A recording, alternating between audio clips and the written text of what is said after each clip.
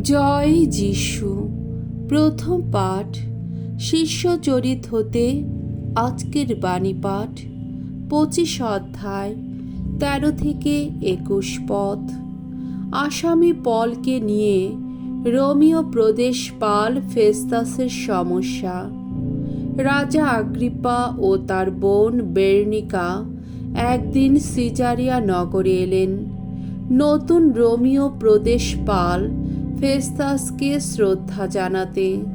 তারা কিছুদিন সেখানে রইলেন। এই সময় ফেস্তাস একদিন এই রাজার কাছে পলের সমস্ত ব্যাপারটা খুলে বললেন। ফেস্তাস বলতে লাগলেন, এখানে এমন একজন লোক রয়েছে যাকে ফেলিক্স বন্দি করে রেখেছে। আমি যখন জেরুসালেমে ছিলাম তখন ইহুদিদের প্রধান যাজকেরা ও প্রবীণেরা এই লোকটির বিরুদ্ধে নানা অভিযোগ পেশ করে তার শাস্তির জন্যে আবেদন জানিয়েছিলেন। তখন তাদের আমি জবাব দিয়েছিলাম যে রোমীয় রীতি অনুসারে কোনো আসামিকেই ফরিয়াদি পক্ষের হাতে তুলে দেওয়া চলে না, যতক্ষণ না সে তাদের সামনে দাঁড়িয়ে অভিযোগের উত্তরে আত্মপক্ষ সমর্থন করার সুযোগ পায়। তাই তারা আমার সঙ্গে তখন এখানে এলেন। আমিও একটুও দেরি না করে তার পরের দিনেই বিচারাসনে বসে সেই লোকটিকে সামনে আনবার হুকুম দিলাম। কিন্তু ফরিয়াদি পক্ষ তার বিরুদ্ধে যেসব অপরাধের অভিযোগ আনবে বলে ভেবেছিলাম, তার সামনে দাঁড়িয়ে তারা সেই রকম কোনো কিছুই আনল না। শুধু তার সঙ্গে তাদের কী সব কথা কাটাকাটি চলল তাদের নিজেদের ধর্মমত নিয়ে এবং যিশু বলে কে একজন মৃত লোককে নিয়ে। পল যার সম্বন্ধে জোর দিয়ে বলছিল সে নাকি জীবিত।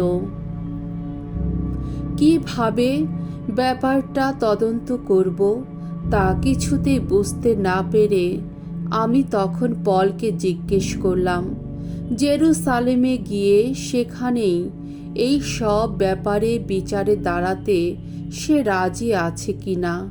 কিন্তু পল আবেদন জানালো তার মামলাটা মহামহিম সম্রাটের বিচারের জন্যেই রেখে দেওয়া হোক।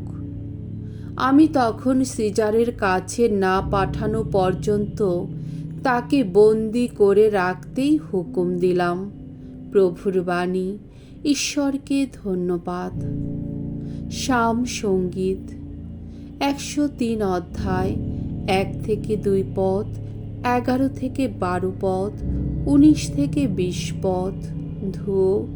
ঊর্ধ্বলোকে স্বর্গলোকে প্রভুর সিংহাসন। প্রাণ আমার ভগবানের প্রশস্তি করো, আমার সমস্ত সত্তা তার পুণ্য নামটির প্রশস্তি করো।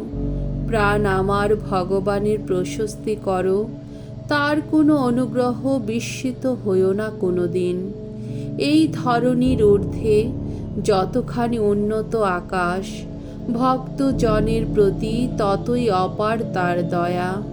যতখানি দূরবর্তী পূর্বাচল থেকে অস্তাচল আমাদের দুষ্কর্মের সব বোঝা তত দূরে ফেলে দেন তিনি। ভগবান স্বর্গলোকেই বসিয়েছেন তার সিংহাসন। তার যে রাজত্ব সে তো সর্বলোক জুড়ে। ভগবান প্রশস্তি করো তোমরা, তার দিব্য দূত যারা, মহাশক্তিধর যারা, তার আদেশ মেনে চলো যারা, তার বাণী শুনতে সদা তৎপর যারা। বাণী বন্দনা। জয় মৃত্যুঞ্জয়, জয় তোমারই জয়। পবিত্র আত্মা এসে তোমাদের সবই শিখিয়ে দেবেন। যা কিছু বলেছি আমি, মনে করিয়ে দেবেন তিনি সেই সব কথা। যোহন রচিত মঙ্গল সমাচার 21 অধ্যায় 15 থেকে 19 পদ।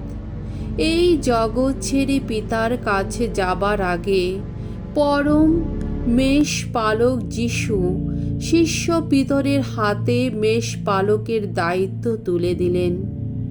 মৃতদের মধ্য থেকে পুনরুত্থিত হওয়ার পর যিশু একদিন শিষ্যদের দেখা দিলেন টাইবেরিয়াস সাগরের তীরে।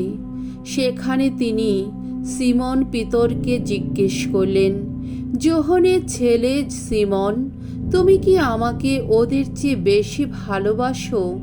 পিতর উত্তর দিলেন, হ্যাঁ প্রভু, আপনি তো জানেন আমি আপনাকে ভালোবাসি। যিশু তাকে বললেন, তাহলে তুমি আমার মেষ শাবকদের দেখাশোনা করো। তারপর দ্বিতীয়বার তিনি পিতরকে একই কথা জিজ্ঞেস করলেন, যোহনের ছেলে সিমন, তুমি কি আমাকে ভালোবাসো? পিতরও উত্তর দিলেন, হ্যাঁ প্রভু, আপনি তো জানেন আমি আপনাকে ভালোবাসি। যিশু তাকে বললেন, তাহলে তুমি আমার মেষদের পালন করো। তারপর তৃতীয়বার তিনি তাকে জিজ্ঞেস করলেন, যোহনের ছেলে সিমন, তুমি কি আমাকে ভালোবাসো? যিশু যে তাকে তৃতীয়বার তুমি কি আমাকে ভালোবাসো এমন প্রশ্ন করছেন, তার জন্যে পিতর দুঃখ পেলেন। তিনি এবার বলে উঠলেন, প্রভু, আপনি তো সবই জানেন। আপনি তো জানেন আমি আপনাকে সত্যি ভালোবাসি। যিশু তাকে বললেন, তাহলে তুমি আমার মেষদের দেখাশোনা করো। আমি তোমাকে সত্যি সত্যি বলছি, তুমি যখন বয়সে তরুণ ছিলে তখন তুমি নিজেই কোমর বন্ধনী বাঁধতে আর যেখানে ইচ্ছে ঘুরে বেড়াতে, কিন্তু যখন তুমি বয়সে বৃদ্ধ হবে তখন তোমাকে হাত দুটি বাড়িয়ে দিতে হবে। তখন অন্য একজন তোমার কোমরে বন্ধনী বেঁধে দেবে আর তোমাকে নিয়ে যাবে এমনই জায়গায় যেখানে তোমার যাওয়ার ইচ্ছেই নেই। পিতর যে কোন ধরনের মৃত্যু বরণ করে ঈশ্বরের মহিমা প্রকাশ করবেন, যিশু এই কথা বলে তারই ইঙ্গিত দিলেন। তারপর তিনি পিতরকে বললেন, এখন তুমি শুধু আমার অনুসরণ করো। প্রভুর মঙ্গলময় বাণী। খ্রিস্ট প্রভু তোমার প্রশংসা হোক।